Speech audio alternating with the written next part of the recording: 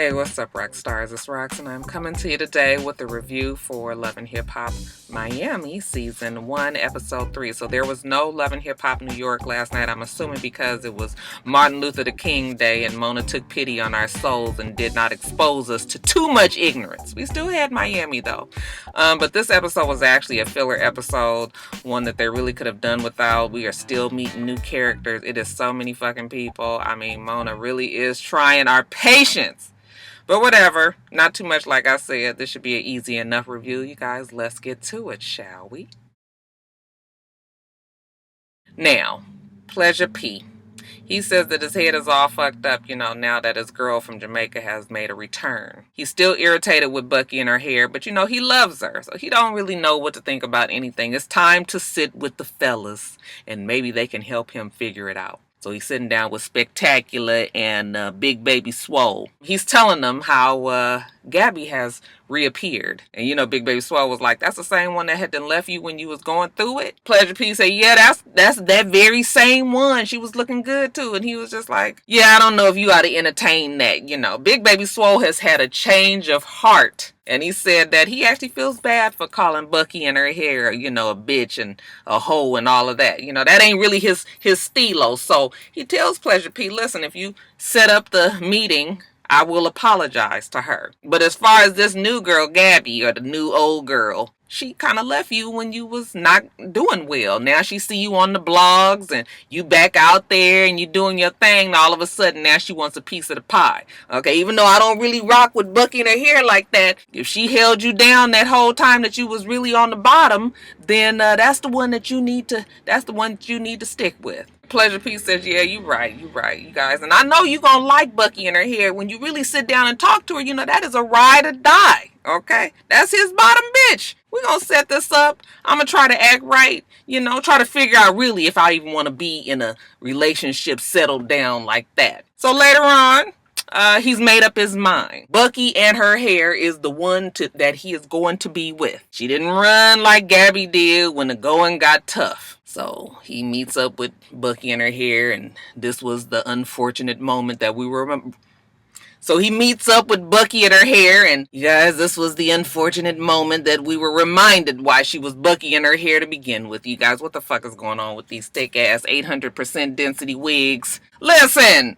Now, I know that you ain't went through all that you went through to be sitting up on TV with these thick-ass wigs, this hairline. Like, I just say...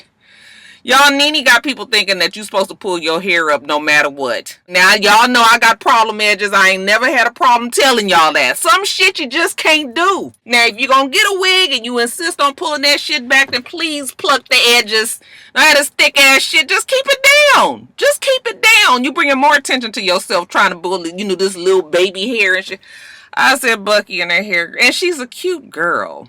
It's not like she's ugly and then on top of it her hair is fucked up. I mean, you cute and then you putting it's just like fucking up the top of a cake. Cake be real good on the inside and the shit be all jacked up on the outside. I said, girl, I guess. Child, I was distracted, but let me get back on track. So, he's just telling her that, he really wants things to work out between the two of them. And she says, yeah, you the love of my life, okay? You are everything that I want in a man, okay? You can't do no wrong. You are the perfect person for me. And then he was just like, well, hold on. Y'all know you got Gabby running around in his brain. He was like, look, I'm not perfect. Don't put me up on no pedestal. And she was just like, well, what you mean? You're not going to hurt me. You're not gonna lie to me. You ain't gonna cheat on me like the other people have done in the past, right? And he says, no, I don't plan on doing that. And she says, okay then. Well, it ain't no problem. Like I said, you was the love of my life. You was the perfect man for me. So he says, okay, baby, well, you right. Okay, we on the same page for now. That for now was his little wiggle room because he don't know what he gonna do with Gabby. Now, later on, Pretty Ricky, they got a damn dessert that's being dedicated to them at the first hip-hop ice cream store in Miami. I said, what the fuck? The fuck is a damn hip-hop ice cream store? Child, they come up with more shit. Okay, it actually was a cute little concept, I guess. You go there for ice cream, desserts, and everything. You can have drinks and whatnot. Okay, whatever. Okay, so Pretty Ricky is getting some sort of sundae or, some sort of delightful dessert dedicated, and Bucky and her hair is there. Let's get this apology on the roll. So Big Baby Swole was just like, hey, I need to talk to you. And she was like, yeah, I wanted to talk to you as well. It's Spectacular and Big Baby Swole. So he says, I shouldn't have called you out your name like that. That ain't usually what I do. And she was just like, yeah, it's just that I was really trying to ride hard for your brother. I've been there the whole time. And he was like, yeah, I appreciate that. I appreciate that. That's what you do. Okay, you's a bottom bitch. He was like, so we good? And she says, yeah, we good. And he says, okay, ain't gonna be too many more of them fat motherfuckers. And she said, oh, no, I didn't call you fat. I called you thick. No, you called him fat. Now that we got through the pleasantries, did I tell you guys about the fucking wig, child? They made it in blonde too. It was the exact same thing. I was just like, girl. Anyway, Bucky and her hair gotta go pee. So she excuses herself to the bathroom. While Pleasure P and Spectacular and Big Baby Swole is sitting there talking. Who should walk up but Gabby?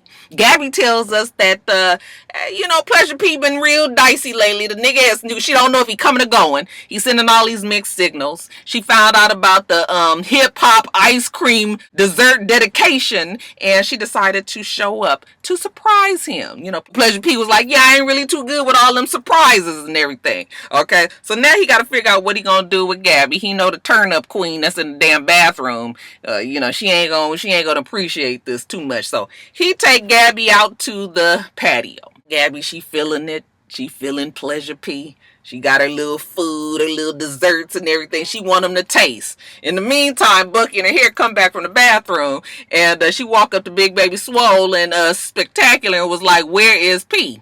And they was like, and she was just like, okay, y'all know that when a nigga fucking around, that antenna come up, she was just like, oh, okay, well, let me go find him. So, they trying to stop her. Actually, the scene was funny. And she walks by the camera, goes out to the patio, and she sees P out there getting fed by Gabby. And she was like, excuse me, P, excuse me, stranger. And she throw a cup, it hit Gabby right here in the head. Gabby was like, ow, shit, what the fuck going on here? Oh, girl, you about to get in trouble. Bucky and her hair don't play about her man P. Okay, she said that's the love of her life. Now, we see Michelle Pooch. I was like, who the fuck is that? Turns out that that's DJ Pooch. I was like, she looked like a totally different person. I said, did she lose weight in the last week? Anyway, she meeting up with Simply Jess and her boy Malik. Malik is a brand ambassador, the biggest one out there in Miami. He really doing his thing, okay? And he likes to hang out with DJ Pooch because he likes people to think that they are a couple. Even though DJ Pooch is just like, no, we not no couple. They even got Simply Jess, confused and not knowing what's going on. She kind of thinking of them as a couple, and she keep on saying, no, we ain't no couple. You can come and hang out with us anytime. You ain't gonna be the third wheel or none of that. Why do you think a black single man in Miami would want people to think that he has a girlfriend? You guessed it, Malik is in the closet. Malik is gay. However, because of the community that he serves down there in Miami, gay is not the thing to be, evidently. So Malik has decided to live in the closet and use DJ Pooch as his beard. Now let's jump on over to Bobby Lights. So, he can't rely on Trina and his family. They ain't got his back like he would like them to. So, now he just got to depend on himself. Oh, and his boyfriend, Jeffrey. Okay. Jeffrey is a cute little something. I said, Roxanne, I know you ain't got no crush on no gay man. Oh, that Jeffrey was something cute, child. That dimple, that smile. I was like, oh. Child, he was something cute.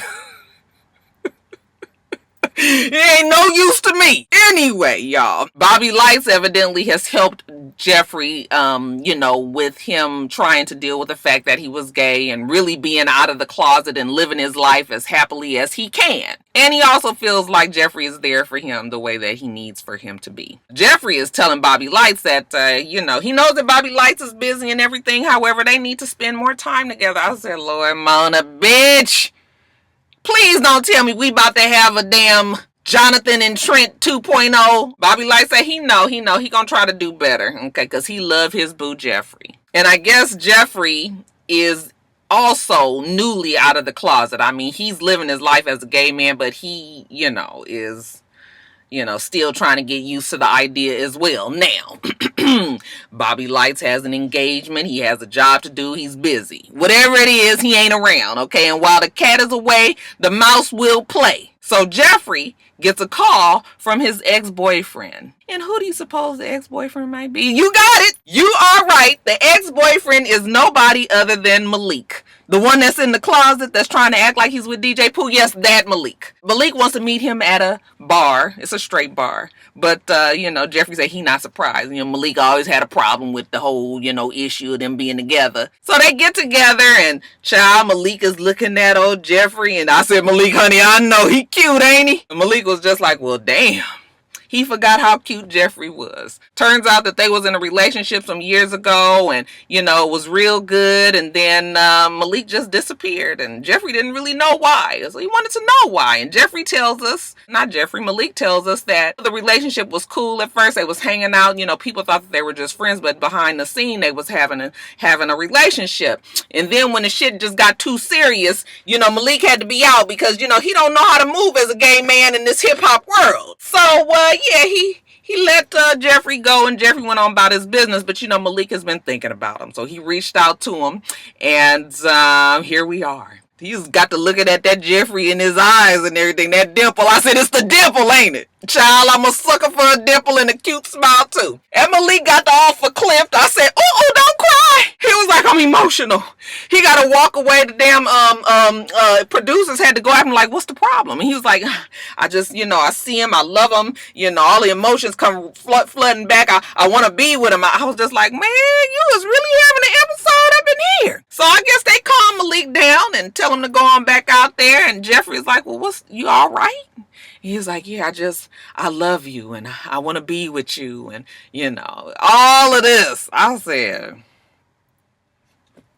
I guess, child. And so then Jeffrey tells him that he loves him too. And he ain't got to worry about nothing. He is going to be there. He is not going anywhere. I said, excuse me, Jeffrey. Do I have to remind you about your boyfriend, Bobby? The flamboyant one, the crazy one, the one that's trying to make a name for himself on Love and Hip Hop. That Bobby? Yeah, you want to tell this man that you in love with him and you ain't going nowhere and you still gotta, child, you asking for it. But I guess that's how Mona said she wanted the damn storyline to go. So now we got this triangle. Now Prince, that's the one that's going against DJ Pooch. He want to make a name for himself. He got to be out there in the clubs and working hard. He having some sort of app launch an event for some football player. So he's working, he's at the club, there's a whole bunch of bitches and hoes around and women, men, everybody having a good time. While he's talking to his homeboy, he keeps on getting text messages. He keeps on getting calls. His phone is going off, okay? That would be his girlfriend, Liz. He's been with Liz for 3 years. He saw her. She was a bartender somewhere, and, he just could not help himself. He had to be with her. Fast forward about 3 years down the line, Liz is now not all that much fun. Shout out to Cameron. He still loves her and everything, but damn, can you not be a stalker? I'm trying to make this wet. In the meantime, you ain't got shit else to do but text me 38 damn times. Now, when the night is over and it's a success, okay, I guess they're counting the bar and the door and, getting their monies together. Who should show up there but Liz, okay? He was like, what are you doing here? She was like, nigga, I can't get in touch with you. I'm calling you, I'm texting you, you don't never answer. This is the only way I can reach you. And he was just like, okay, well, what? And she was just like, you don't come home. He was like, I'm out here trying to secure the bag. And she was just like, yeah, and you be out here with these women, with these hoes, you cheated on me in the past, and I ain't done nothing but held you down. And he was just like, yeah, I know I cheated and everything, but I don't do that shit no more. Plus, I've been holding you down as well. You act like you my sugar mama or somebody. I'm working hard trying to make sure that we both have something together. If you have a problem with it, then you can step. And she was like, I will leave right now. He was like, well, then there's a damn door. Ain't nobody holding you. You are not going to threaten me. I can have plenty of bitches out here. There's many of them that would love to be with the Fresh Prince of Miami. So she was just like, okay, nigga, then bye. And she leaves. Now we meet JoJo. JoJo tells us that she's white, she's black, she's Mexican, and she's Arabic, okay? She's a whole fucking United Nations in one. She says she's rich, you know, she styles folks, she got all this whole celebrity roster, okay? She's doing a damn thing out there in Miami, okay? All that she has left to do is open this boutique. She's super excited about that. There's just one problem with this boutique, okay? She's rich. However, she doesn't have access to the money. She's only rich because her daddy is rich. And daddy ain't really too keen on her opening this boutique. Daddy wanted to be a lawyer because I look at daddy and I say, daddy look like he might need a lawyer in the family. I don't know what daddy do, but daddy is, you know, he's somewhere else. And he's making the money for the family. She tells us that she's trying to prove it to her dad that she can make it happen there in the United States with this boutique. Now we get a black and white scene. I said, oh, there go Mona at work.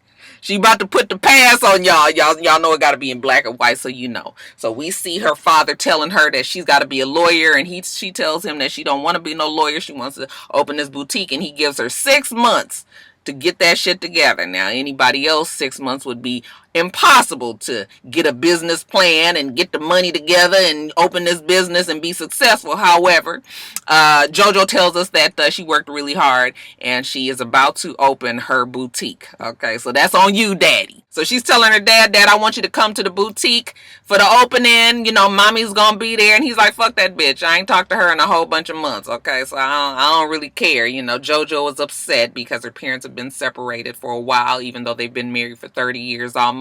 And obviously they cannot stand each other. Now we met daddy. This time we gonna meet mommy. I said, how is it that the mommy look younger than the damn daughter? Okay, that mama was cute, wasn't she? I said, child, you look younger than you. Anyway, I said, Mona, you done mix up the damn casting roles. Who you got playing this girl mama? Did you check to see how old she was? Anyways, daddy didn't send mama the divorce papers, you know. And mama is just so upset about it, child. It turned into a real bad telenovela right there in front of our eyes, you know.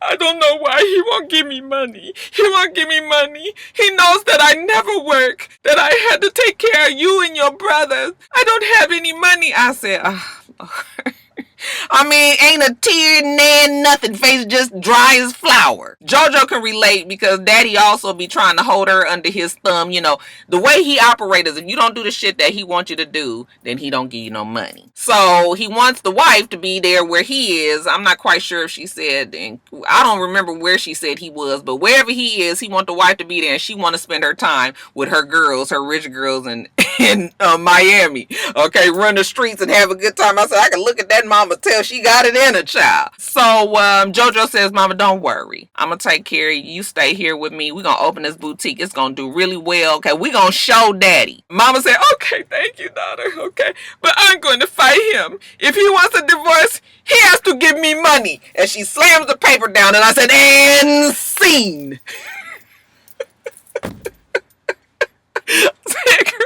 You don't stop all this bad acting on the damn TV. That's what Mona said she wanted, though. So, child, I guess. And then lastly, we see Amara La Negra. Okay, she meets with Steph out at the park.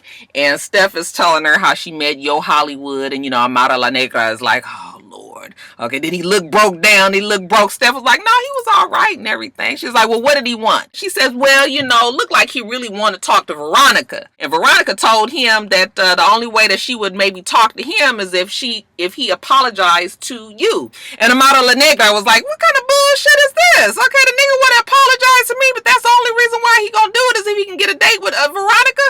And why is she trying to date his ass anyway? Because Veronica don't give a fuck about you, Amara La Negra. You gonna find that out soon enough. Amara La Negra says there's no loyalty. Nope, probably not. But whatever. If the nigga want to say he is sorry, he gonna have to say those exact words to me. Now, let's jump over to the store opening. Everybody is there, all the Latin who's who in Miami. And JoJo is looking like her place is really nice. Okay, we see Amara La Negra. She's with Steph. And who should walk up but Veronica? I said, I looked at Veronica. I did not know that was the same girl. I mean, she looks like a white chick with that blonde hair. I mean, I couldn't see no Latina in her anyway. Veronica says, look who I got with me. Okay, your Hollywood. All right. Your Hollywood comes up. Now, first of all, you know, your Hollywood just kind of seems like one of them kind of dudes that you just probably ain't gonna like. Okay, a little bit of full of himself, you know, kind of, you know, one of them ones. The man tried to apologize. Okay, now, of course, Amara La Negra was not taking the apology because she already knows that the only reason why he's doing it is because of Veronica Vega. So, you know, she's giving him a hard time. Okay, he says one thing, she says something else. That's not what he meant. You know, he going back and forth with her. Finally, he was just like, you know, you just kind of being ignorant. And she was like, wait a minute, are you calling me ignorant? I said, why are we stretching this out? Okay, because does it really matter at this point what you think, what he thinks about you, Amara La Negra? Okay, get over it. Okay, the nigga say he's sorry. You know he don't mean it. Or maybe he does, whatever. Go on with your life. Okay, but she got to make this whole long thing about, you know, him making her feel bad and he not sincere. And he was just like, I only say what I mean. If I said it, then I mean it. I'm not doing this only because I'm trying to get into Veronica Vega's legs. Amara La Negra takes it for what it's worth, even though she does not still believe him. He walks off, and then she turns her sights on Veronica Vega. Listen, if you gonna be dealing with that nigga, then we cannot be friends. Okay, I'm gonna be done with you. And Steph was just like, you're not trying to lock down her puss because you got a problem with him, huh? You're not trying to do that. And Amara La Negra is like, yes, because there's plenty of other dudes in the sea that she could date. Veronica Vega was like, well, if it is plenty more, they better come correct, okay? They better have everything, and they better be willing to give it to me as well, okay? So Veronica Vega didn't say she was going to stop seeing Yo Hollywood, and evidently that is going to give Amara La Negra quite a bit of problem. And then jumping back over to JoJo and her family. She's proud of her opening. She's talking to her mommy and who should walk in but daddy. And daddy ain't with the shits. Of course, he's telling the mama, fuck you. I ain't giving you no money ever again in life, bitch. You can die broke as far as he's concerned. And of course, it upsets JoJo. She says that everybody at the party is watching them. I said, it didn't seem like a big scene to me. I mean, it seemed off to the side and not too many people was paying attention. But Veronica Vega said she saw so. I mean, I guess. Okay, so she get upset and she get to crying. And daddy walk her out. When she goes outside, she tells him how her whole grand opening is ruined because her family is fighting. And, you know, daddy say he's sorry, but, you know, daddy's still looking at her like, well, I don't know what to tell you. Hey, fuck your mama. He done said that a whole bunch of times. I said, oh, he really don't like that lady. Alright, you guys, I don't know why I've been talking so long. Nothing happen. I'll edit it down. Anyway, let me get off of here, you guys. Make sure you rate, comment, and subscribe to the channel. I'm itsrox. The channel is for itsrox. Everything else I do will be in the bottom bar. Alright. So I hope that you have a wonderful, wonderful rest of your day. I plan on doing the same. Till next time, rock stars. Bye.